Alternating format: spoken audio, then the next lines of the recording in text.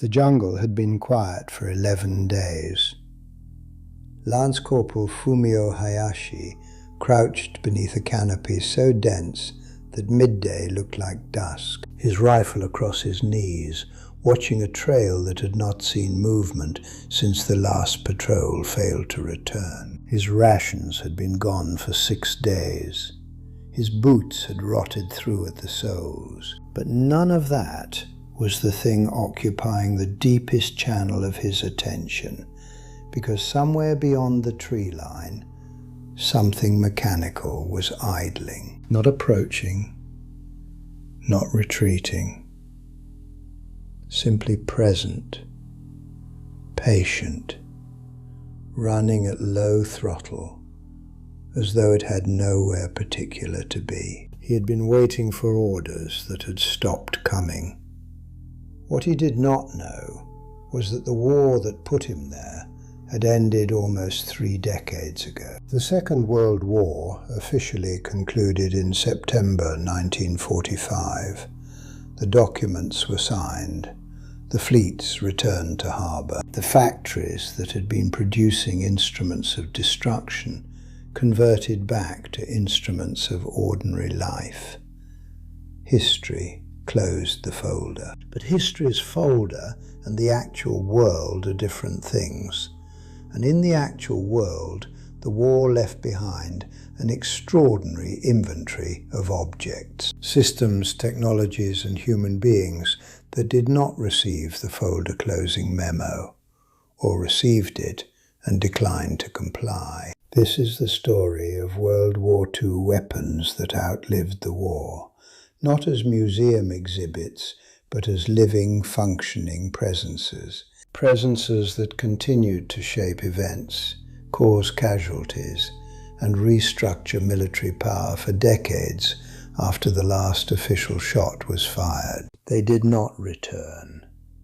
What returned instead in August 1945 was news of Japan's surrender, news that Onoda and the small band of soldiers he commanded in the Philippine jungle received through leaflets dropped from aircraft and through newspapers left on jungle trails by Filipino authorities trying to convince them the war was over. Onoda examined these materials and concluded they were Allied propaganda. The surrender leaflets were too clean, the newspaper accounts were too convenient. His training had prepared him for exactly this kind of deception, and his training held. He kept fighting. For 29 years, Onoda and his diminishing group of companions, soldiers dying one by one to illness, to Philippine military engagement, to the accumulated attrition of 3 decades of jungle warfare, maintained their mission. They raided food supplies. They engaged Philippine military patrols. They left behind them a trail of casualties that the official end of the war had done nothing to interrupt, because the official end of the war had never reached the man doing the fighting in any form he was equipped to accept. The story of how Onoda finally received his surrender order in 1974 is almost unbearably human. His original commanding officer, Major Yoshimi Taniguchi, who had retired and become a bookseller in Japan, was located and flown to Lubang Island to personally deliver the order in person, in uniform, through the proper chain of command. Only then, standing in a jungle clearing at 52 years old, in a uniform he had maintained for 3 decades, with a rifle still functional after 30 years, did Hiro Onoda ground his weapon and accept that the world he had been defending no longer existed. The weapon that outlived the war in this case was not steel and gunpowder. It was an idea, the idea of duty, of legitimate authority, of the obligation a soldier carries when the orders that created him have not been formally rescinded. Onoda's rifle was the least interesting thing he carried through those decades. What he carried that truly would not stop was a framework of meaning that the war had installed in him, and that nothing short of the original commanding voice could dismantle. While Onoda was maintaining his jungle vigil, a different category of World War II weapon was doing its own version of outliving the war, across an enormous geographic footprint, silently, invisibly, embedded in the earth of every country the war had moved through. Unexploded ordnance, UXO, the clinical abbreviation for the bombs, shells, mines, and submunitions that were manufactured by the tens of millions during the war, deployed across the soil of Europe, Asia, and the Pacific, and failed through manufacturing defect, soft landing, burial, or simple mechanical chance to detonate when they were supposed to. The numbers involved resist easy comprehension. The Allied strategic bombing campaign dropped approximately 1.35 million tons of bombs on Germany and occupied Europe between 1939 and 1945. Estimates of the dud rate for aerial bombs range from 10 to 15%, depending on bomb type and delivery conditions. Applied to those tonnage figures, this means that somewhere between 135,000 and 200,000 tons of aerial bombs alone were buried in European soil at the war's end, waiting. This figure does not include naval mines, which were scattered across the coastal waters of every theatre in quantities that post-war clearance operations are still addressing. It does not include the land mines laid across North Africa, the Pacific Island chains, and the entirety of the Eastern Front, where both German and Soviet forces used mines at scales that exceeded any pre-war planning. Germany recovers approximately 2,000 tons of unexploded ordnance every year.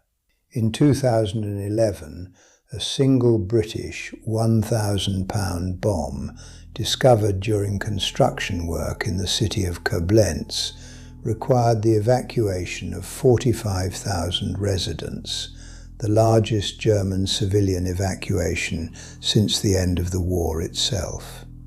In 2015, a similar discovery in Cologne evacuated 20,000 people. The Belgian municipality of Ypres, already carrying the psychological weight of the First World War's chemical weapons legacy, continues to collect what the Belgians call the Iron Harvest. Shells and munitions ploughed up each spring by farmers working the fields of the former Western Front. In Laos, where American bombing during the Vietnam War extended a different conflict's ordnance legacy into a different generation, UXO from that period continues killing people today, but the pattern was established by the industrial-scale ordnance deployment that World War II normalized. The weapon that outlived the war, in this case, is not dramatic.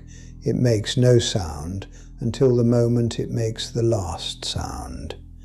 It does not advance or maneuver or require maintenance. It simply waits in the earth with the patience of an object that has no relationship to time, for someone to disturb it. A construction worker, a farmer, a child exploring the edge of a field. And then it delivers, decades late, the violence it was manufactured to deliver. Not every weapon that outlived the war did so as an instrument of continued destruction. Some of them transformed so completely into the infrastructure of peacetime civilization that the military origin became invisible. Present in the engineering but absent from the daily experience of the millions of people who depend on the technology without knowing its genealogy. The jet engine entered combat in the final year of the war in European skies. The German Messerschmitt Me-262, the world's first operational jet-powered fighter aircraft, flew combat missions from late 1944 onward, and its performance envelope, its speed, its rate of climb, its altitude ceiling, was sufficiently beyond anything Allied piston-engined aircraft could match, that it produced genuine alarm in Allied Air Command. Production and fuel shortages, combined with Hitler's insistence on using it as a bomber rather than the interceptor its designers intended, prevented it from achieving the operational impact it might otherwise have had. But the aircraft's existence transformed the post-war aviation landscape with a speed and completeness that nothing else in the World War II technological inventory matched. By 1950, jet-powered aircraft were standard military equipment in every major air force. By the late 1950s, commercial jet aviation, the Boeing 707, the de Havilland Comet, had begun the transformation of civilian air travel from a luxury available to a narrow economic tier into a mass transportation mode that would reshape global commerce, tourism, and cultural exchange across the following century. Every person who boards a commercial flight today is riding in a vehicle whose fundamental propulsion technology traces a direct engineering lineage to the Me-262 and to the parallel British development of Frank Whittle's jet engine, which powered the Gloster Meteor. The rocket offers a still more direct lineage. Wernher von Braun's V-2 ballistic missile, the world's first long-range ballistic missile, deployed by Germany against London and Antwerp beginning in September 1944, killed approximately 9,000 people during its operational period, roughly half of them civilians and half of them the concentration camp prisoners forced to manufacture the weapon in the Mittelwerk underground factory under conditions that killed them faster than the V-2 killed its targets. The V-2 was a war crime embedded in a weapons system. It was also the direct technical ancestor of every rocket that has reached space since 1957. Von Braun himself, his personal culpability for the conditions at Mittelwerk remains a serious historical and moral question that his post-war hagiography in America consistently minimized. Was extracted from Germany under Operation Paperclip, the American program that recruited former Nazi scientists for the post-war rocket program. He led the development of the Saturn V rocket that placed American astronauts on the moon in 1969. The weapon that killed Londoners in 1944 and the rocket that left Earth's atmosphere in 1969 share the same engineering DNA, the same principal designer, and an ethical complexity that the triumphalism of the space program consistently found inconvenient to acknowledge. The most consequential weapons to outlive World War II were neither individual soldiers maintaining jungle vigils, nor buried bombs waiting in European fields. They were the nuclear weapons whose development during the war's final years restructured the entire global security order for the following half-century, and whose legacy continues structuring it today. The atomic bombs dropped on Hiroshima and Nagasaki on August 6th and 9th, 1945, were the last weapons deployed in World War II, and the first weapons of everything that followed. The Cold War, the 50-year nuclear standoff between the United States and the Soviet Union that organized global politics from roughly 1947 to 1991, was not a separate historical phenomenon from World War II. It was World War II's direct continuation, driven by the same weapons programs, many of the same scientists, and the strategic logic that the atomic bomb had introduced. That industrial-scale mass destruction was now available in a compact enough form to be delivered by a single aircraft, and that any power possessing it existed in a permanently altered relationship to every power that did not. The nuclear arsenals built during the Cold War represented the direct scaling up of the World War II weapons program. The hydrogen bomb was the atomic bomb's evolutionary descendant. The intercontinental ballistic missile was the V-2's evolutionary descendant. The entire architecture of deterrence theory, mutual assured destruction, the logic of second strike capability, the nightmarish stability of a peace maintained by the credible promise of total annihilation, was built on the foundation that World War II's final weapons had established. Those weapons have not been used in warfare since August 9th, 1945. They have not been dismantled. They continue to exist in numbers sufficient to end organized human civilization. Maintained by multiple powers, governed by treaties of varying durability, and serving as the background radiation of every significant geopolitical calculation made anywhere in the world for the past 80 years. Hiro Onoda walked out of his Philippine jungle in March 1974 carrying a rifle that still worked. He was 52 years old. He had spent more of his adult life fighting a war that was over than he had spent living in the peace that followed it. When journalists asked him about his decades in the jungle, he did not describe them as wasted. He described them as a period of complete dedication to a purpose he understood completely, a purpose that turned out to be organized around a reality that had dissolved without his knowledge. There is something in that description that reaches beyond his individual story. The weapons that World War II put into the world did not stop when the war stopped. They continued in the soil, in the engineering, in the strategic calculations, in the political structures, in the psychological frameworks of the men and women they had shaped. The war ended on paper in September 1945. In every other dimension, it has been ending, slowly and incompletely, ever since. We live now in a world whose physical infrastructure, whose geopolitical architecture, whose very conception of what war is capable of, was built by the weapons this documentary has described. The commercial aircraft overhead, the satellites maintaining GPS navigation, the nuclear arsenals in their silos, the ordnance still buried in Belgian fields.